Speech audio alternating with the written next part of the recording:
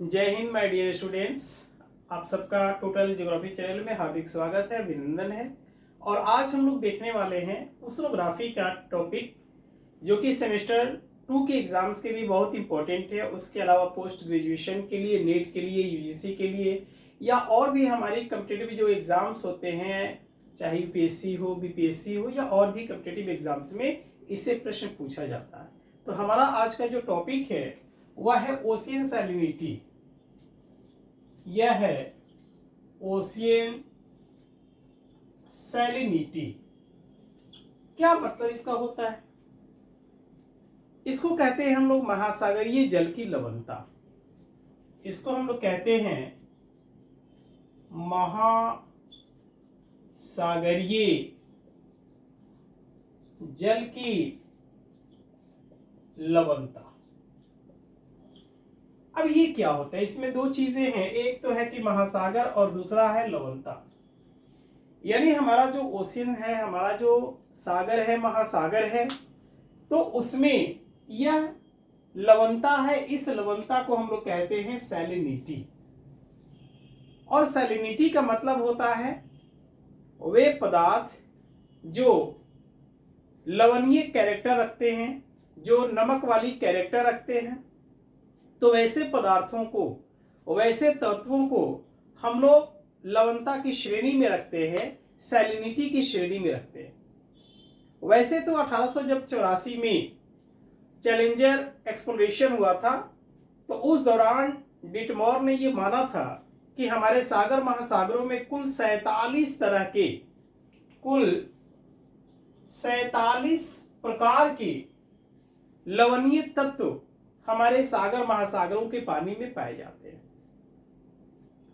लेकिन इसमें कुछ ही ऐसे लवणीय तत्व होते हैं जिनका परसेंटेज सबसे ज्यादा होता है, जैसे सोडियम क्लोराइड का होता है सबसे ज्यादा 77.7%। फिर उसके बाद हम लोग देखते हैं कि उसमें 77.7%। फिर मैग्नीशियम क्लोराइड की बातें आती है 10.9%, मैग्नीशियम सल्फेट की बातें आती है, सोडियम सल्फेट की बातें आती है, कैल्शियम सल्फेट की बातें आती है। तो बहुत सारे लवणीय तत्व होते हैं, लेकिन ये खास उसमें होते हैं। अब चूंकि हमारा जो वाटर होता है, हमारा जो पानी होता है, यह पानी आपको पता है कि दो तरह का होता है। एक होता है H2O, दूसरा होता है D2O। यानी पानी का, वाटर का दो कैरेक्टर होता है, दो नेचर होता है। एक जो होता है हमारा H2O होता है, और H2O को हम लोग कहते हैं मीठा जल। इसी को कहते हैं हम लोग स्वच्छ जल। तो ये मीठा पानी। और जो D2O है वह हार्ड वाटर, कठोर जल। तो चूंकि ये मृदु है, ये फ्रेश है, और हम लोग इसका इस्तेमाल पीने में करते हैं। और यह जो पानी है D2O, जो हार्ड वाटर होता है, जो 102 डिग्री सेल्सियस टेम्परेचर पर उबलना शुरू होता है, उसका बॉइलिंग पॉइंट होता है, जबकि इसका 100 डिग्री सेल्सियस होता है बॉइलिंग पॉइंट। तो अगर हम बातें करें H2O की, स्वच्छ जल की, फ्रेश वाटर की, मीठे जल की, तो यह मीठा जल केवल 3% भाग में ही मौजूद है, और यह 97%। यह जो 97% ये सागर महासागरों में मौजूद है।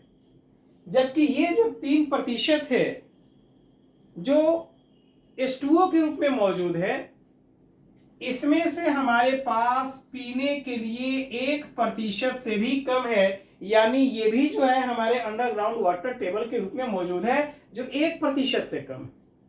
और इसमें जो 2% बचा, यह आपको ध्रुवीय प्रदेशों में, उत्तरी ध्रुव के पास, अंटार्कटिका के पास, या फिर पहाड़ों की चोटियों पर बर्फ के रूप में ये मौजूद है। यानी ये सॉलिड मटेरियल के रूप में ये मौजूद है, लेकिन पीने योग्य जो है कि 1% से कम है। तो ये H2O।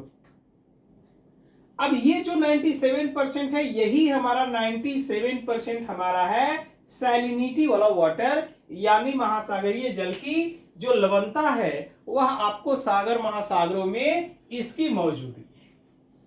अब प्रश्न ये उठता है कि आखिर हमारा जो सागर महासागर है इसमें ये लवणीय तत्व कहां से आए। यानी अगर आप देखेंगे कि अगर मान लीजिए कि ये हमारी पृथ्वी है और ये देखिए ये हमारा महाद्वीप है और महासागर,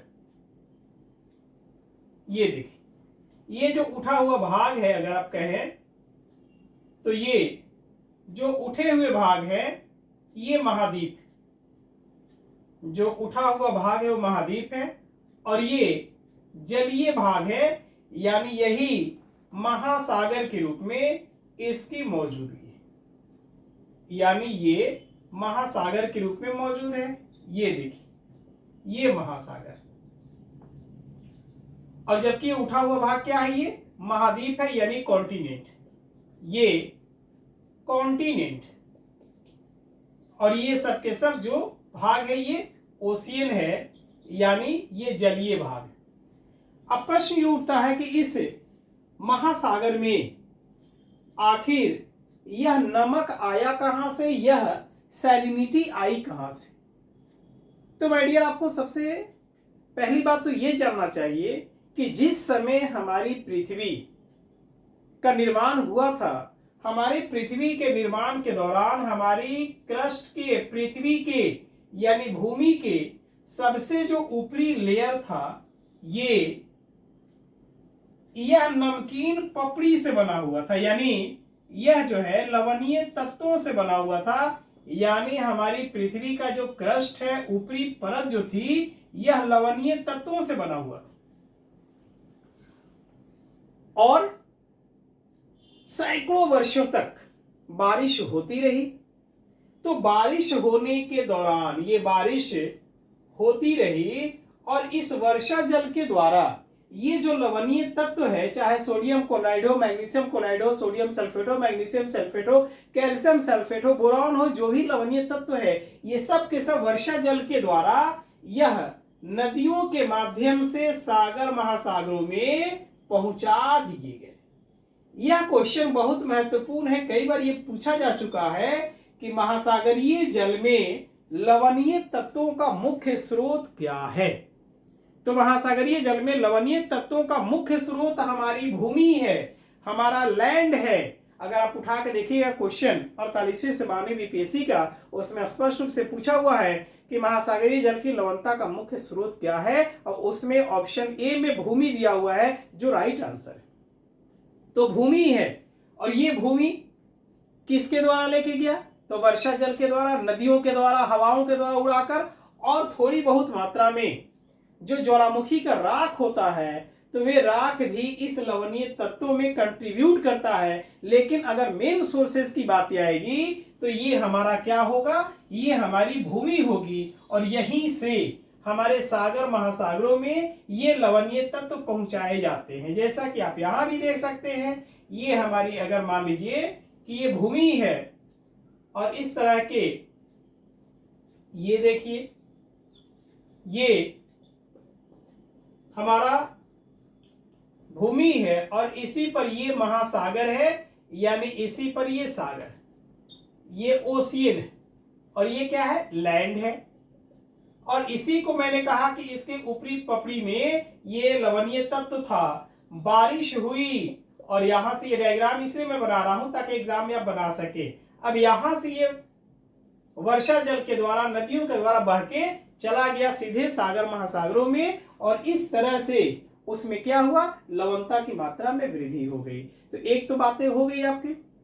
अब प्रश्न ये पूछता है कि महासागरीय जल की जो लवणता है उसको नियंत्रित करने वाले कारक कौन कौन से हैं, कौन कौन से फैक्टर हैं जो सागर महासागरों में लवणता को प्रभावित करते हैं। तो पहली चीज तो ये है कि लवणता को प्रभावित करने वाले, लवणता को प्रभावित या नियंत्रित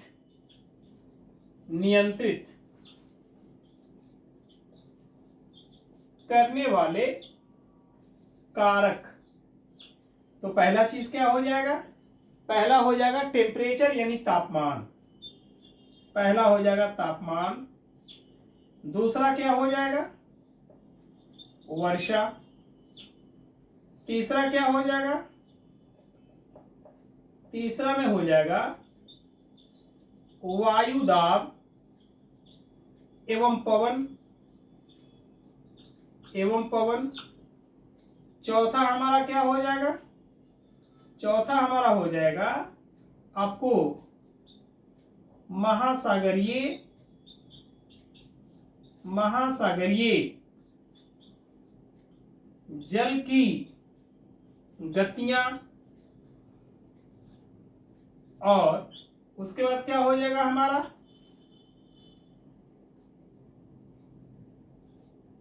ध्रुवीय बर्फ का पिघलना। ये सब हमारा जो है ये महासागरीय जल की लवणता को प्रभावित करने वाले ये खास कारक हुए। अब इसमें अगर सबसे पहले बात आती है कि तापमान आखिर कैसे प्रभावित करता है महासागरीय जल की लवणता को, तो अगर मान लीजिए कि यहां पर इस फिगर को मैं मिटा रहा हूं, अब मैं दूसरा फिगर आपको बता रहा हूं कि मान लीजिए कि ये पृथ्वी की स्थलाकृति है और दोनों जो झील है इसमें समान पानी, दोनों में क्या है, इक्वल वाटर है, समान पानी दोनों में है, आयतन दोनों का समान है और दोनों की लवणता सपोज मान लीजिए कि 25 ग्राम है। ये सिंबल होता है प्रति 1000 ग्राम जल का, ध्यान रखिएगा, क्योंकि महासागरीय जल की जो औसत लवणता होती है प्रति 1000 ग्राम जल में 35 ग्राम होती है, यानी 1000 ग्राम में 35 ग्राम महासागरीय जल की लवणता होती है। तो अब मान लीजिए कि यहां पर 25 ग्राम है और इसमें भी 25 ग्राम।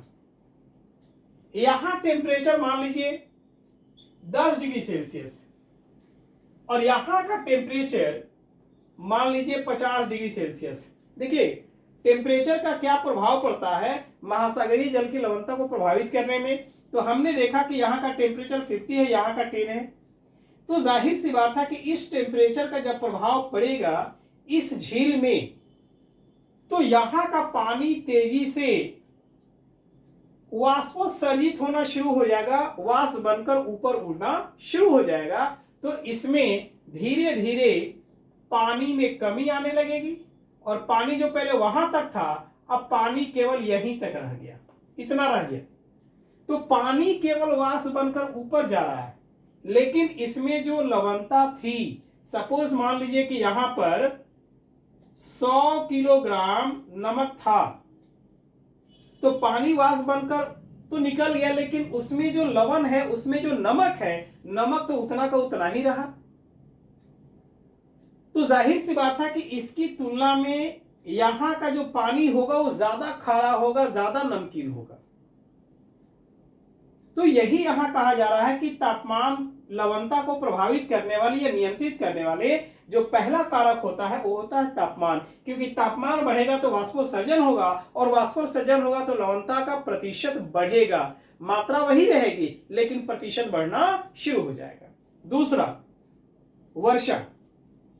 अब मान लीजिए कि इसी को एग्जाम्पल के तौर पर लीजिए कि ये दोनों झील है, ये दोनों झील है, इसमें दोनों में समान लवणता है, लेकिन अब मान लीजिए कि यहां पर रोज बारिश हो रही है, मूसलाधार बारिश हो रही है और यहां बारिश नहीं हो रही। तो जब बारिश होगी तो जाहिर सी बात है कि इसमें पानी का आयतन बढ़ता चला जाएगा, पानी का आयतन बढ़ता चला जाएगा। उस कंडीशन में मैंने कहा था कि अगर इसमें 100 किलोग्राम अगर इसमें नमक है और इसमें भी 100 किलोग्राम नमक है, तो इसमें पानी ज्यादा हो गया तो इसका पानी कम नमकीन लगेगा, मात्रा वही है, लेकिन पानी ज्यादा मिल गया तो नमकीन इसमें कम हो जाएगा। और इसमें जो है कि बारिश नहीं हो रही है तो नमक तो जितना है उतना ही हो जाए। जिससे मान लीजिए कि 2 गिलास है, 2 गिलास है, एक ये हुआ गिलास और दूसरा गिलास ये हुआ। हमने क्या किया कि 1 चम्मच इसमें नमक डाला, समान इसमें भी डाला, 1-1 चम्मच दोनों में डाला। एक में हमने इतना पानी भर दिया और दूसरे में भी उतना ही पानी हमने भरा, दोनों को हिला दिए। दोनों को मैंने टेस्ट किया तो दोनों बराबर नमकीन लगा। अब एक में हमने क्या किया कि पानी थोड़ा सा और बढ़ा दिया, एक में नहीं बढ़ाए, तो इसका पानी कम नमकीन होगा, इसका पानी ज्यादा नमकीन होगा। यहां मैं उसी चीज को बता रहा हूं कि अगर वर्षा हो जाती है तो लवणता के वितरण को, लवणता की मात्रा को प्रभावित करता है हमारा ये वर्षा जल। ठीक है, ये डायग्राम को भी ध्यान में रखिएगा। उसके बाद वायु दाब और पवन।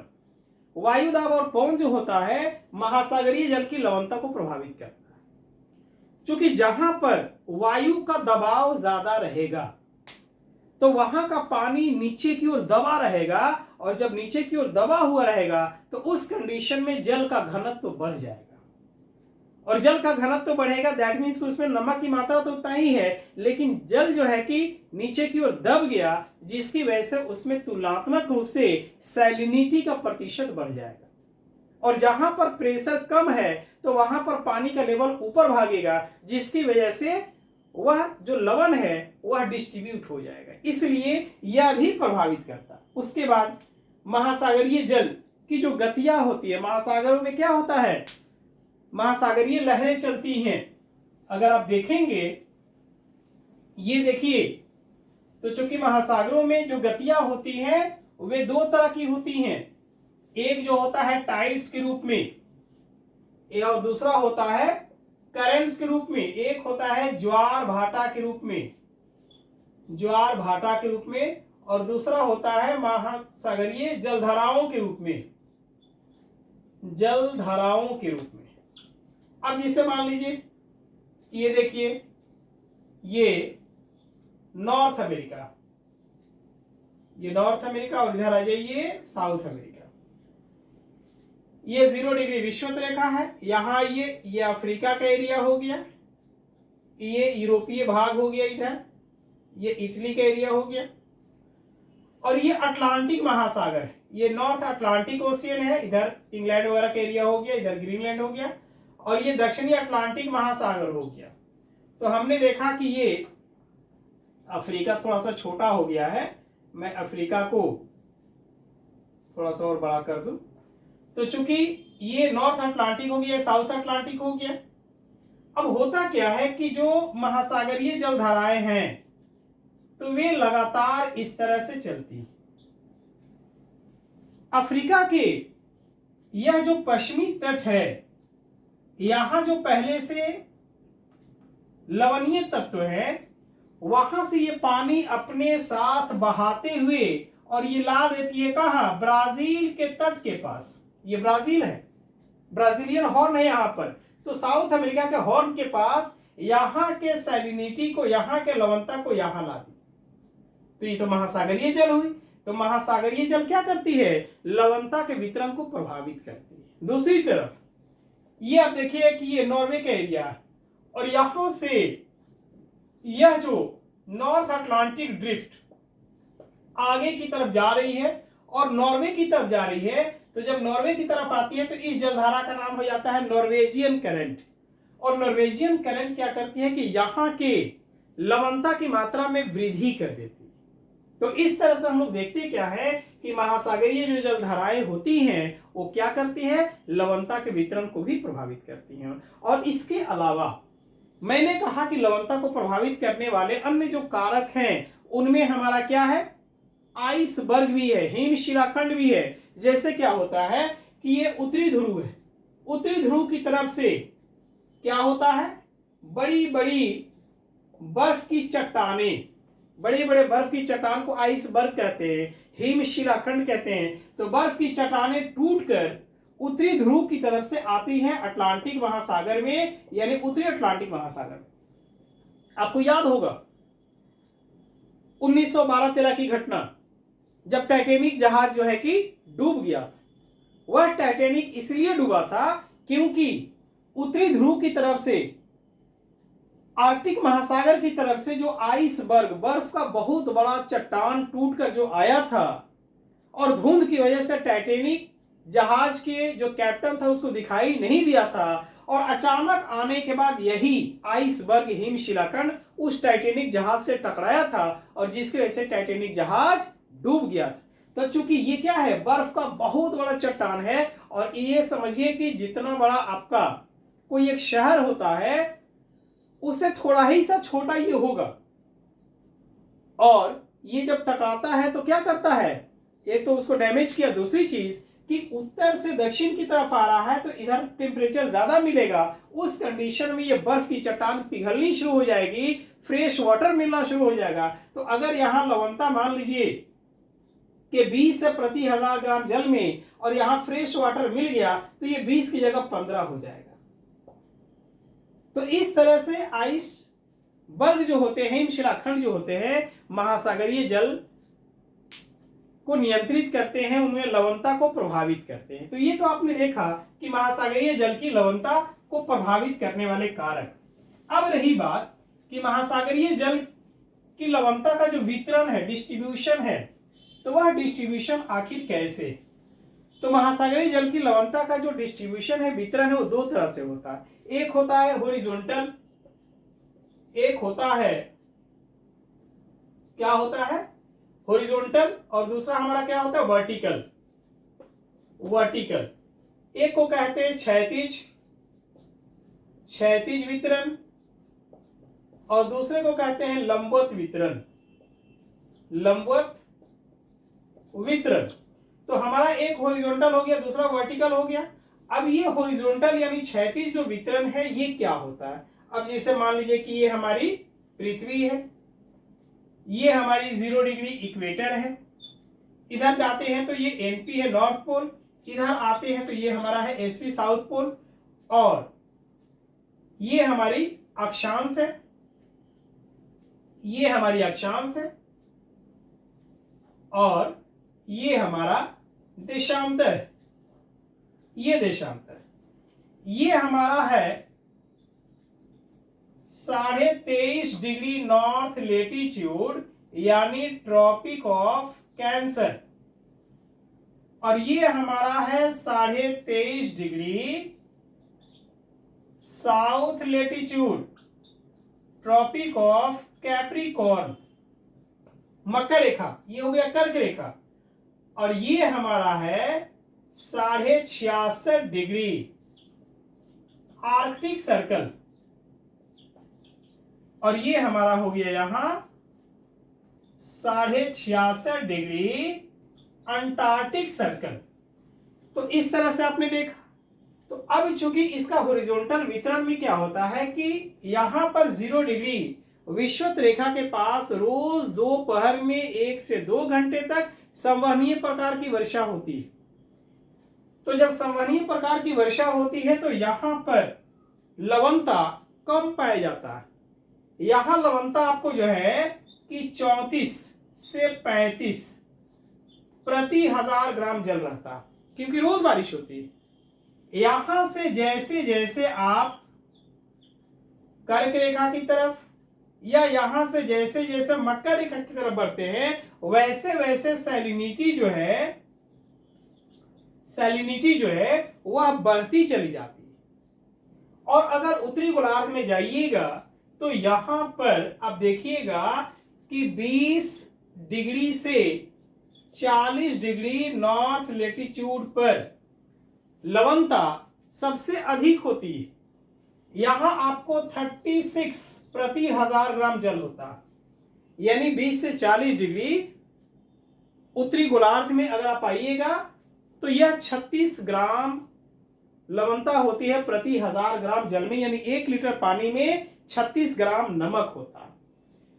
उसी तरीका से अगर इधर आते हैं दक्षिणी गोलार्ध में तो यह 10 डिग्री से 30 डिग्री साउथ लेटीट्यूड पर लवणता बढ़ती है। यानी कि यह जो एरिया है यह सब ट्रॉपिकल हाई प्रेशर के एरिया है। यह भी जो एरिया है यह भी सब ट्रॉपिकल हाई प्रेशर के एरिया है। यहां पर सैलिनिटी मैक्सिमम होती है।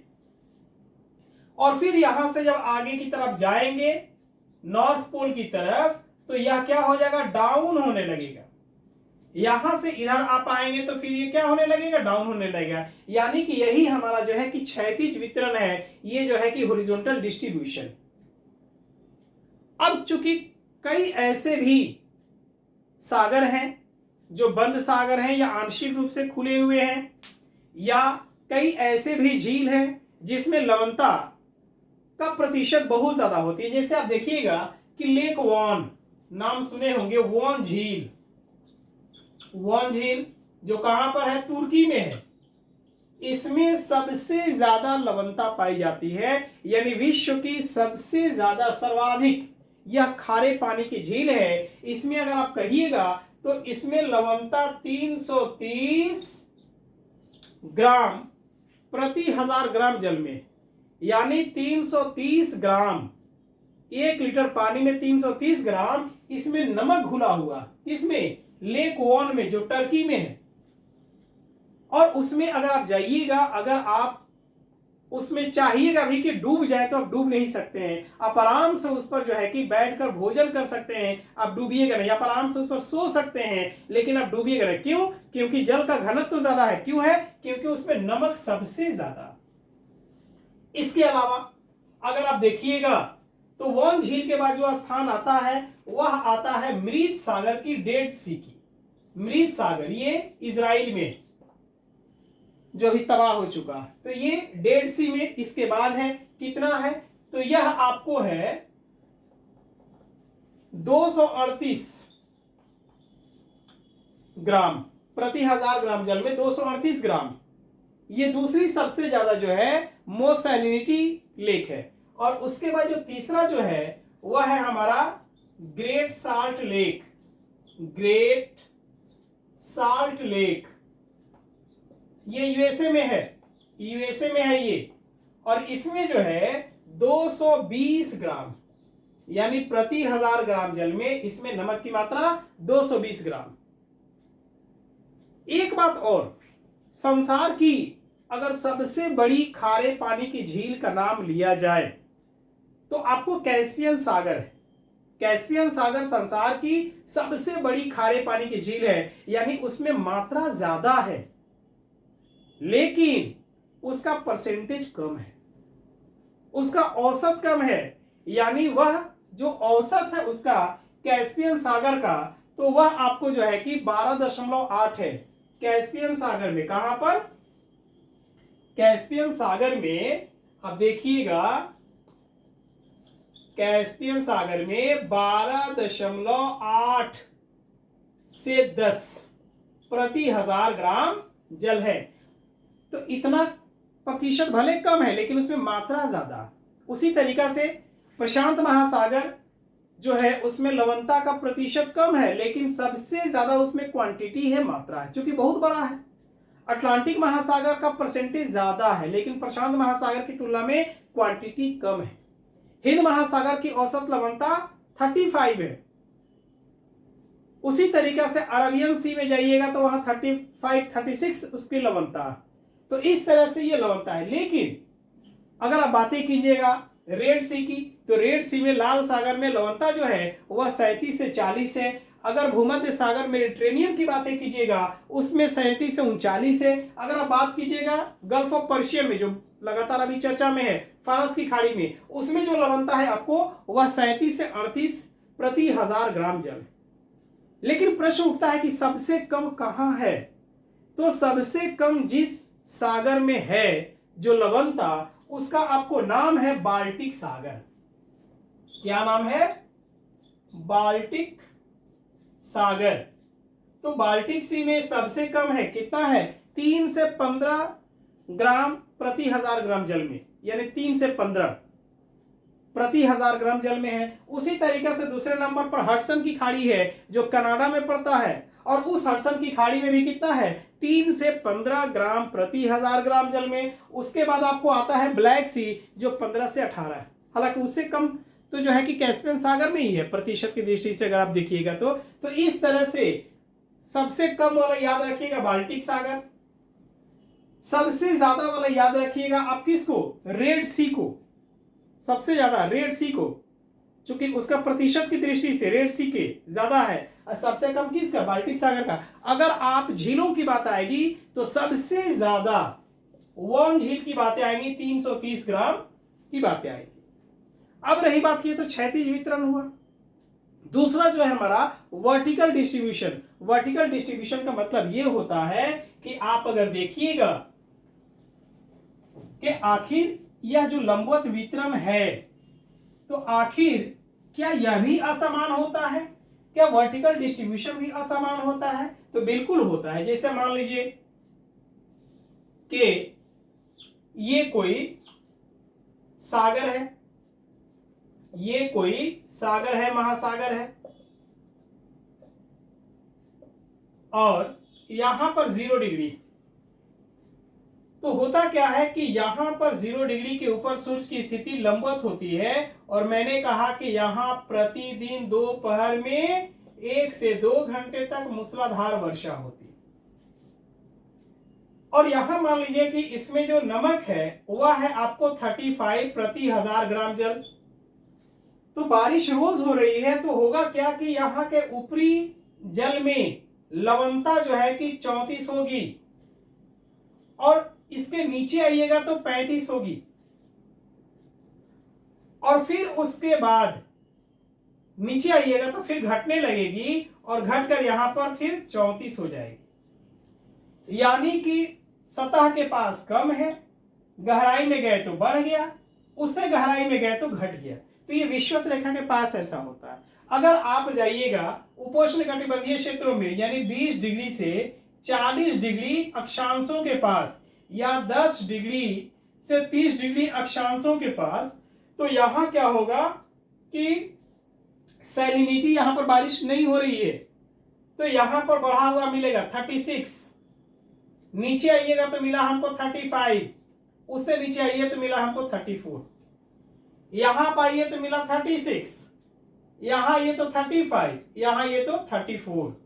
यानी कि यहां पर बढ़ा हुआ, यहां से आते हैं तो बढ़ा, फिर उसके बाद घटना शुरू। तो इस तरह की स्थितियां होते हैं, इसी को हम लोग कहते हैं वर्टिकल डिस्ट्रीब्यूशन, यानी लंबवत जो है लवणीय जो जल है उसका वितरण। तो इस तरह से हम लोग देखते हैं कि महासागरीय जल की जो लवणता है उसका वितरण बड़ा ही असमान है, कहीं पर ज्यादा है, कहीं कम है। निम्न अक्षांशों में कम होता है, वहां से आगे बढ़ते हैं तो बढ़ता है, और फिर उपोष्ण कटिबंधीय क्षेत्रों से उच्च अक्षांशों में जाते हैं तो फिर घटना शुरू हो जाता है। अब रही बात कि अगर इक्वल महासागरीय जल की लवणता है तो उसको मिलाने वाली जो रेखा होती है उसको कहते हैं आइसोहेलाइंस। आइसोहेलाइंस यानी समान लवणता वाले क्षेत्रों को आपस में मिलाने वाली रेखा को आइसोहेलाइंस कहते हैं। और पिछली बार आपके एग्जाम में ये क्वेश्चन पूछा भी था कि आइसोहेलाइंस क्या होता। तो समान लवणता वाले क्षेत्रों को मिलाने वाली रेखा होती है। आएंगे नेक्स्ट क्लास में किसी दूसरे टॉपिक के साथ। तो आज बस इतना ही, बहुत बहुत धन्यवाद। लेकिन ये खासकर आप लोग से रिक्वेस्ट है, क्योंकि आप ही लोगों के लिए मैं लगातार क्लास को कर रहा हूं, चाहे सेमेस्टर 1 हो, 2 हो, 3 हो, 4 हो, 5 हो, 6 हो, कॉम्पिटिटिव एग्जाम्स हो, जो भी हो, सिर्फ आपके बेनिफिट के लिए कर रहा हूं। तो कम से कम आपका भी दायित्व बनता है कि आप चैनल को मेरे सब्सक्राइब कर दीजिए, लाइक कीजिए, शेयर कीजिए और कमेंट जरूर कीजिए। अपना ध्यान रखिए, अपना ख्याल रहिए, खुश रहिए, मुस्कुराते रहिए। बहुत बहुत धन्यवाद। Thank you very much. जय हिंद, जय भारत। Thank you.